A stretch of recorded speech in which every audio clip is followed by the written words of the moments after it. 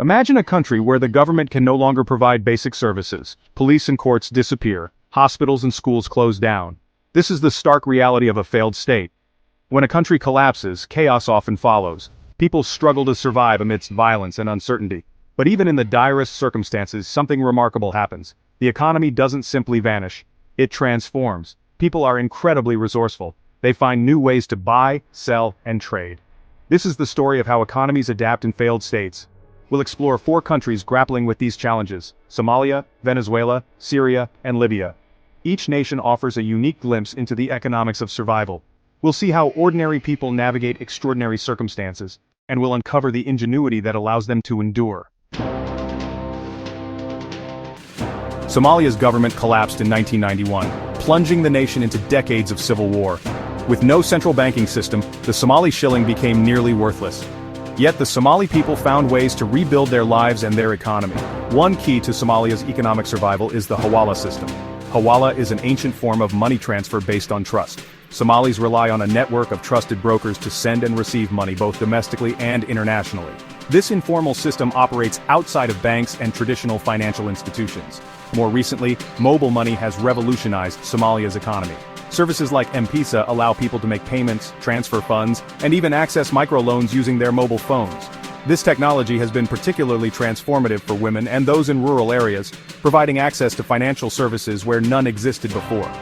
While Somalia demonstrates the power of resilience, it also highlights the challenges of a failed state. Piracy and smuggling have flourished in the absence of strong governance, offering both risks and opportunities for those seeking to survive. Venezuela, once a prosperous South American nation, has faced a devastating economic crisis in recent years. Hyperinflation has ravaged the country, rendering the Venezuelan bolivar practically worthless. In this environment, everyday transactions have become a struggle for survival. Faced with soaring prices and a collapsing currency, Venezuelans have turned to alternative forms of exchange.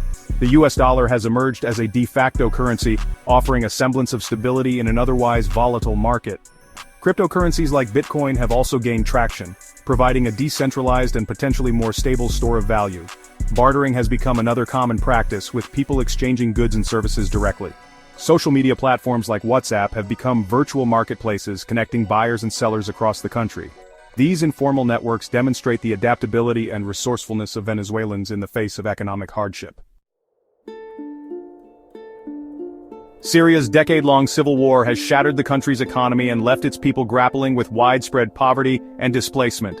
The conflict has fragmented the nation, with different regions controlled by various armed groups and foreign powers. This division has led to a complex economic landscape with different currencies circulating in different areas. Cross-border trade has become a lifeline for many Syrians, with goods flowing through unofficial routes and networks. These informal trade routes, often controlled by armed groups, provide essential supplies and income for communities cut off from formal markets. However, they also carry risks, as goods can be subject to extortion, confiscation, and price manipulation. Agriculture, once a pillar of the Syrian economy, has been severely disrupted by the conflict. Despite the challenges, many farmers have continued to cultivate their land, providing food for their families and communities. Oil smuggling has also emerged as a significant source of revenue for some groups, further complicating the economic and political dynamics of the conflict. Since the fall of Muammar Gaddafi in 2011, Libya has been mired in a state of instability and conflict. Rival governments and militias have vied for control of the country's vast oil wealth, further fueling the cycle of violence and instability. This power struggle has had a profound impact on Libya's economy, leaving many struggling to make ends meet. Despite the chaos, oil production and exports have continued, albeit at reduced levels. Oil represents a lifeline for Libya's economy, providing much-needed revenue and employment opportunities. However, the control and distribution of oil wealth remain highly contested, with different factions battling for control of oil fields, pipelines, and export terminals. The involvement of foreign powers in Libya's conflict has added another layer of complexity to the country's economic situation. Foreign governments and companies have sought to secure access to Libya's oil reserves, often providing support to different factions in exchange for favorable deals. This dynamic has further fueled the conflict and hampered efforts to rebuild the Libyan state. The stories of Somalia, Venezuela, Syria, and Libya highlight a common thread: the resilience of the human spirit. In the face of state failure, people don't simply give up. They adapt, innovate, and find ways to survive. This is where the informal economy comes in. The network of businesses and transactions that operate outside of government regulation and oversight. From street vendors and hawala brokers to mobile money transfers and barter systems, the informal economy provides a lifeline for millions in failed and fragile states. It offers employment opportunities, access to goods and services, and a means to support families when formal systems have broken down. While the informal economy is often associated with poverty and instability, it also represents a source of innovation and entrepreneurship.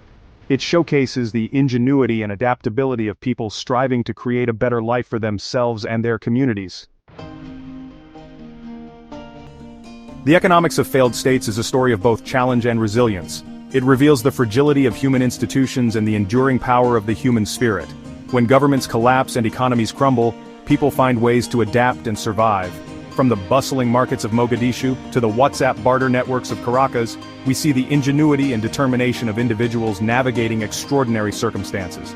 The informal economy, often overlooked or dismissed, emerges as a vital lifeline, providing essential goods and services when formal systems fail.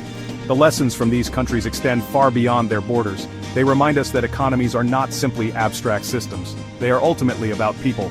And when people are determined to survive and thrive, they find a way.